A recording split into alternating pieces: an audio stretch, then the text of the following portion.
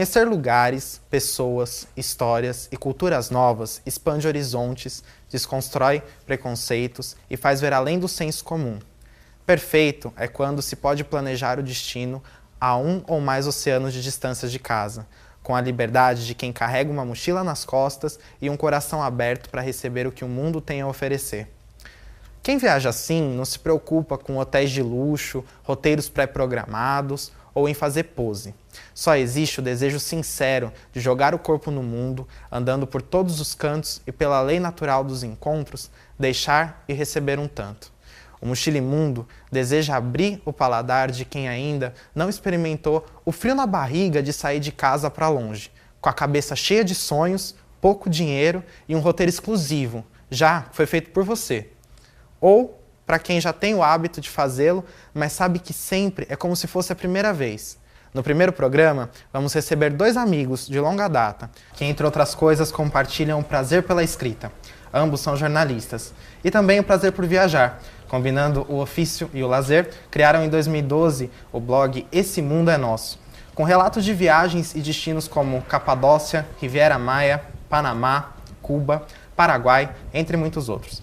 Rafael Carvalho tem 30 anos, é formado em rádio e TV, com pós-graduação em jornalismo. É coordenador de conteúdo de web do SBT e editor do blog Esse Mundo é Nosso. Adolfo Nomelini tem 25 anos, é jornalista, produtor de conteúdo de web do SBT e também editor do blog. Boa noite, meninos. Obrigado pela presença. Olá. Eu gostaria de perguntar para vocês como que surgiu, como que aconteceu a primeira ideia do blog. Então, na realidade, surgiu porque a gente trabalha junto até hoje, mas a gente, há 4 anos, né, as primeiras férias que o Adolfo chegou para cobrir as minhas férias, e eu fui viajar sozinho, era uma viagem longa para o Chile, Argentina, e aí ele teve a ideia, ele falou, por que você não faz um blog só para contar pra gente que está aqui no trabalho, como é que está sendo o dia a dia? Então passou que a gente comecei a escrever todo dia, e era ainda meio que um diário de viagem. E depois, muito tempo depois, foi aumentando e a gente resolveu escrever junto. A gente começou a viajar junto também, porque a gente viajava separado, mas a gente começou a aproveitar feriado, final de semana, por qualquer promoção de passagem. Para fazer viagens menores. E aí as pessoas começaram a perguntar e aí a gente achou mais fácil, né, para poder... Mudou a linha do diário para ser mais jornalístico mesmo. Entendi. E aí virou um profissional. E o primeiro objetivo, então, era expor para os amigos apenas, e como que isso começou a ser vinculado, a ir para o grande público? A gente viu que tinha audiência, mesmo que fosse um diário, uma dica sobre compra no Panamá, que eu estava mostrando para os meus amigos, para a minha família, que lá tem muito shopping, que é muito mais barato que aqui, começou a ter muita audiência. Então a gente teve a ideia, vamos fazer uma coisa que a gente pode ajudar os próximos viajantes que estão indo para lá. E assim começou e está até hoje. E como que vocês mantêm a periodicidade do blog? Assim? Como que vocês costumam alimentar o blog? Com que frequência? Então, a gente viaja muito, né? Assim, qualquer final de semana e feriado, igual eu falei, a gente não pode ver uma promoção de passagem que a gente já compra, pensando em daqui 6 meses. Então, a gente acaba acumulando muita coisa, né? Então, a gente tem coisa das minhas férias do ano passado, de quase um ano, que eu ainda não consegui colocar no blog. E você também, né? Tem muita coisa e a gente acaba desesperado. Tem viagem que a gente fez em novembro. A gente está atrasado, a gente já está em abril e a gente não consegue. Então a gente a periodicidade é grande. A gente tenta sempre, pelo menos uma vez por dia.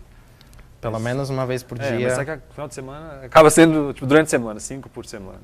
5 posts. Como você trabalha com rede social, como que você define a relação do viajante mochileiro com hotel, companhia aérea hoje? Como que está isso? Eu acho que tem várias partes que a gente pode tirar dessa parte de rede social. A primeira é a começo da viagem. Uma rede social pode anunciar uma passagem promocional, uma relâmpago. Você vai lá e compra, você ficou sabendo primeiro ali. Se fosse pesquisar, talvez não fosse o mesmo dia, a mesma hora que aquela passagem ou aquela diária no hotel está assim. E a outra parte, eu acho que é a rede social que os viajantes contribuem, ou fórum, ou então sites como TripAdvisor, ou mesmo site de compra de diária de hotel. O comentário daquelas pessoas ali, as fotos que elas tiraram da realidade daquele hotel, daquela viagem, servem muito mais que qualquer outro guia de viagem. Então, acho que talvez por isso que um blog seja legal. A gente está dando a impressão real do que a gente foi lá e viu. Não é um guia com foto maquiada ou não. Entendi. Acho que essa é a parte mais importante. É a contribuição de todos os viajantes para montar um produto de conteúdo que vai ajudar outras pessoas que querem fazer a mesma viagem. Então, Adolfo, Como foi a sua primeira viagem internacional sozinho? Foi difícil para você? Você ficou ansioso? Como foi? Então, minha primeira viagem internacional foi sozinho. Mas eu fui para Buenos Aires, que era aqui perto, eu tava de férias. Eu decidi ir de última hora e, pra falar a verdade, o começo foi horrível. Quase desistiu de ir. Quase desisti. Antes da preparação eu já fiquei meio desesperado, assim, meu Deus. Eu vou sozinho, eu vou chegar e ia ficar pela primeira vez no hostel. Aí eu tava muito desesperado. E quando eu cheguei lá, eu saí no aeroporto, não vi ninguém que eu conhecia, ninguém que falava a minha língua. Então deu aquele desespero, minha vontade era pegar o primeiro voo pro Brasil e voltar para casa. Mas aí com o tempo você vai aí respirando, tentando entender. Aí eu fiz vários amigos e no fim foi ótimo. E eu recomendo para todo mundo, que eu acho que é uma super experiência e você cresce muito, né? Você tinha que idade nessa época? Faz uns 3, 4 anos, eu tinha uns 21, eu acho. 20 ou 21. Mas valeu muito a pena, eu recomendo para todo mundo. Não Ele morreu de medo, tem que enfrentar não tem que ter medo, porque você vai passar por apuros, mas vai dar tudo certo no final. Como vocês têm o processo de escolher uma viagem mais longa? A de férias, aquela com um período maior, o destino, a vontade de conhecer aquele lugar vem como? Já surgiu de várias maneiras. De repente você vira, quero ir para a Turquia. Tipo, por que você quer ir para a Turquia? Não tinha novela, não tinha nada que falasse da Turquia. Não sei, surgiu, eu inventei e um ano depois acabou que a viagem aconteceu. Ou então pode surgir por preço de passagem, por preço do destino, se lá é mais barato ou não. Tem Se a gente vê que a passagem está barata, a gente tem ideia de ir. Independente aqui pro Brasil mesmo, né? A gente foi para Boa Vista, a gente foi para Manaus. Foi para Roraima, porque a passagem, a gente ia passar um feriado em Manaus, a gente descobriu que a passagem de Manaus para Boa Vista era R$50 de avião. A gente foi para Aracaju também, assim. Foi. Porque a gente acha que qualquer lugar vale a pena conhecer. Então, se o preço está bom, a gente tem certeza que alguma coisa de bom a gente vai encontrar lá. Então... E Roraima foi muito legal, Boa Vista foi muito legal. Então, se está barato, a gente vai. É uma região um pouco, né? Foi no Hemisfério Norte, é a única capital que está no Hemisfério Norte. Ninguém conhece, a gente não tinha nada, ninguém sabia nada pra... A gente não tinha nenhuma atração que tinha lá, a gente não conseguiu descobrir antes de chegar lá. E foi ótimo, vale muito a pena. Assim, não pode ter preconceito. Tem que viajar e descobrir como é, né? Porque depois vai valer a pena. Bom, gente, dependendo do lugar que vocês vão, a cultura ela é diferente, né? Principalmente em outros países, até outros estados, às vezes, a gente acaba se atrapalhando um pouco com alguma coisa. E como que vocês sentem esse choque cultural num primeiro momento na viagem? Não, na verdade, é o que a gente estava até conversando um dia desses, que a gente tem que primeiro aprender a respeitar, porque aí você vai para um lugar que não é a sua cultura.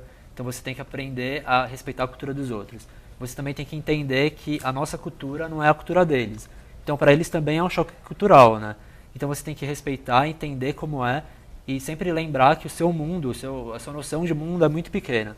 Então você tem que ir sem preconceito, igual eu falei, para poder descobrir o que tem lá e entender que aquelas pessoas têm a vida delas independente da sua. Então se você for sem preconceito, você vai aprender a respeitar e vai conseguir conviver da melhor maneira possível, né? E tem coisa que a gente acha absurda, por exemplo, em certos países não existe lei de trânsito, ou existe, mas ninguém segue. Tipo, por quê? Até que aqui no Brasil funciona, tem multa pelo menos. Às vezes você acha um absurdo, como todas as pessoas andam em pé com a porta em cima do trem, não sei.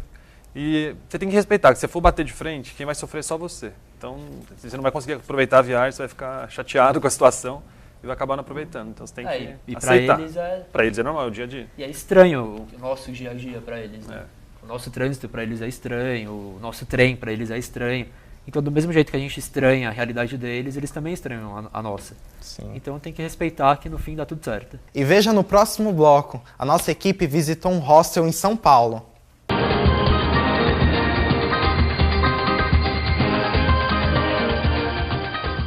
Amor, eu sei que você tá doentinha, não precisa ir na casa da minha mãe comigo não, tá? Se cuida.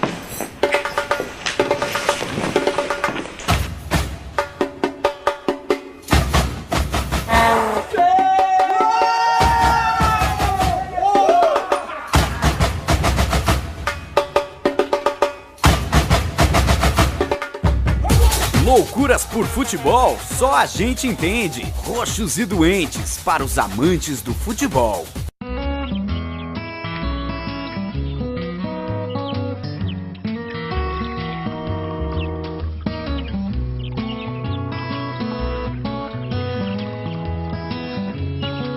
Tenha um momento doce no seu dia a dia.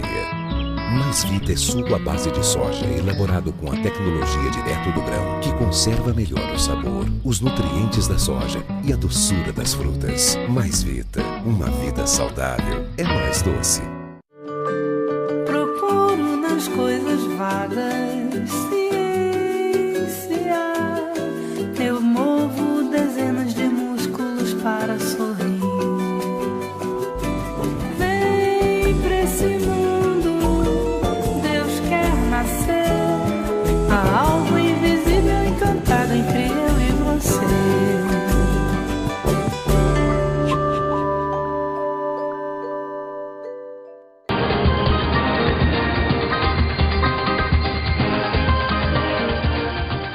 Estamos de volta com o Mochila Imundo e agora vocês vão acompanhar a matéria sobre um hostel em São Paulo. Acompanhem com a gente. Um sofá, um quadro, uma TV e até um pé de pimenta para espantar o mal olhado. Um violão, indicando que por aqui há festa e cantoria.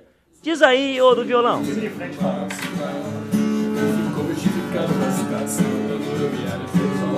No mural, a foto do bichano que foi a inspiração para o nome deste hostel. Se você quiser viajar e se hospedar pagando pouco, o melhor lugar é num hostel. Estamos aqui no Nahu Hostel Butantã em São Paulo para mostrar a rotina dos mochileiros. O ambiente é familiar e aqui há muita diversão. Olha, eu acho que quem procura um hostel é um cara, primeiro, que está procurando algo econômico. E segundo, o pessoal que tem espírito de aventura, de liberdade, mochileiro. As pessoas que conhecem o que é um hostel e que estão a fim de, além de vir para São Paulo para fazer alguma coisa, também ficar num lugar em que vão conhecer pessoas, é muito mais bacana ficar num hostel. O francês Amir está hospedado neste hostel há 2 meses e até arrisca o português. Brasileira. Muito Opa, tenta de novo aí, Amir. Hospitaleiro. Já tem uma namorada brasileira? Não agora, mas acho que depois sim. Mesmo com pouco tempo no Brasil, ele se mostra bastante à vontade. Qual time que você torce? No Brasil. Aqui no Brasil? Sim. Corinthians. Sim. Por que você torce pro Corinthians, Amir? Porque é muito popular. Campeão do mundo, não? Perto da hora de dormir, tem gente que ainda tem pique para a saideira.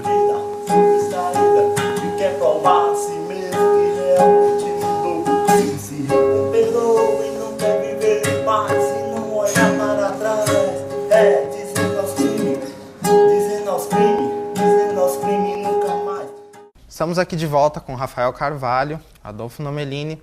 Eu queria perguntar para vocês quais as experiências que vocês já tiveram em hostels e como que vocês recomendam? Todas possíveis. A gente já ficou em hostel que é hotel 5 estrelas, com diária baratinha, uns bem mais ou menos, uns bem ruins, né? Quer dizer banheiro compartilhado, sujo, porque não tem trava na porta e todo mundo entra durante a noite. Você leva susto. Você leva susto. Gente. Quer dizer que nem todos são tão baratos assim? Não, tem uns que, principalmente... Ele foi para os Estados Unidos? Estados Unidos, eu fiquei em Chicago, que tinham 8 pessoas no meu quarto e era muito caro, $100 a diária. Então, preço de hotel, né? $100, R$200 a diária de um hostel com 8 pessoas. Mas vale a pena, porque se o hostel custa isso, o hotel é 4 vezes mais. Vocês não chegam nem a pesquisar esse tipo de acomodação um pouco mais sofisticada, um pouco mais cara? Vocês, por curiosidade, talvez vocês chegam a olhar isso? Dependendo do lugar que a gente vai, a gente olha, porque tem lugar que é muito barato em relação ao Brasil. É claro que a gente, por mais que seja mochileiro, a gente dá um luxo uma vez na vida. E a gente tenta dividir, né? Aí a gente também divide. Às vezes a gente fica metade da viagem no hostel, pega a outra metade e fica no hotel, para tentar, né, mesclar. Como vocês falaram de algumas dificuldades que vocês tiveram com hospedagem, lidando com hostel, e alimentação, transporte, já teve alguma coisa grave, algum apuro que vocês passaram?